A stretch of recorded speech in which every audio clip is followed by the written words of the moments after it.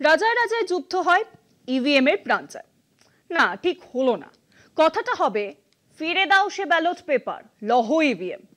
হ্যাঁ, ব্যালট পেপারে স্থানীয় নির্বাচন করতে চেয়ে রাজ্য নির্বাচন কমিশনের কাছে সুপারিশ করেছে কর্ণাটকের কংগ্রেস সরকার।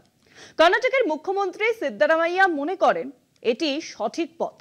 ইভিএম এর বিরুদ্ধে জনমত গঠনের লক্ষ্যে এই পদক্ষেপ বলে মনে করছে রাজনৈতিক মহল। ইভিএমে নয়, কর্ণাটকে স্থানীয় নির্বাচন হোক ব্যালটে, এমনই চায় কর্ণাটক মন্ত্রিসভা। স্থানীয় নির্বাচন যাতে ব্যালট পেপারে হয়, রাজ্য নির্বাচন কমিশনের কাছে সেই সুপারিশ কর্ণাটক কংগ্রেস সরকারের। সম্প্রতি ভোটার তালিকা নিয়ে ঢালাও কারচুপির অভিযোগ উঠেছে।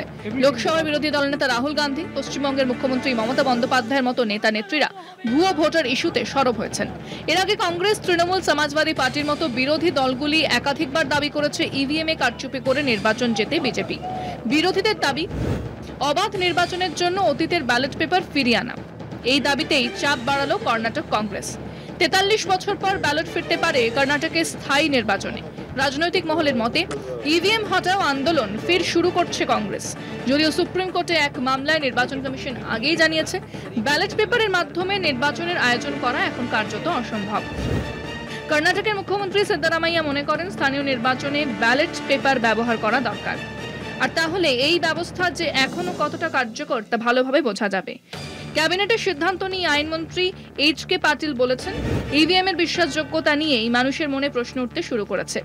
সেই কারণেই ক্যাবিনেট চায় স্থানীয় নির্বাচন হোক ব্যালট পেপারে। কলকাতা টিভি।